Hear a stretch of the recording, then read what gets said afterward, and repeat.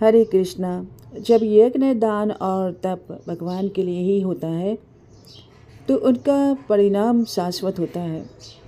भगवान श्री कृष्ण कहते हैं, तदित्यन विसंधाये फलम यज्ञ तपः क्रियाः दान क्रियाश्च विविधाः क्रियन्ते मोक्ष कांक्षिभिः। मनुष्य को चाहिए कि वह फल की इच्छा किए बिना तत् शब्द का उच्चारण करते हुए यज्ञ, तप और दान संपन्न करें।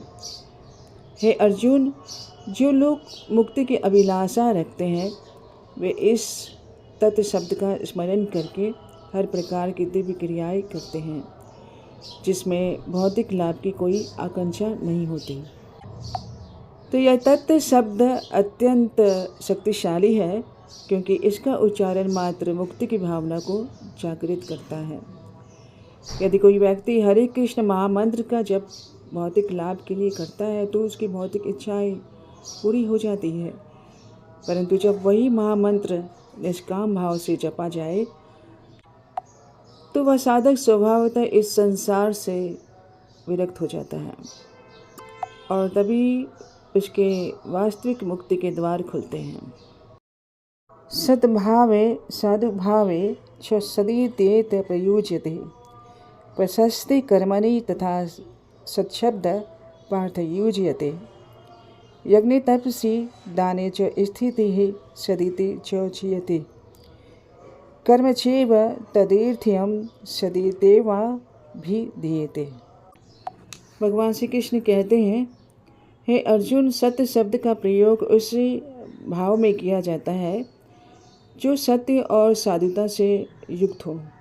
जो कर्म ब्रह्म भाव से संपन्न होते हैं वे सत्य कर्म कहलाते हैं। सत्य शब्द स्वयं भगवान का ही द्योतक है।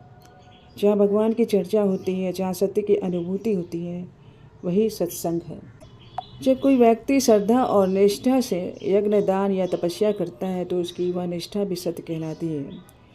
मंदिर बनवाना, कुएं खुदवाना या भगवान से जुड़ी कोई भी सेवा, ये सब सत्कर्म है जो मनुष्य को संसार के बंधन से मुक्त कर देता है। सत्य शब्द का प्रयोग केवल शुभ और मंगलमय कार्यों में होता है, जैसे विवाह, दीक्षा, यज्ञ या कोई पवित्र अनुष्ठान, क्योंकि जहाँ भगवान है वहाँ सत्य विद्यमान है।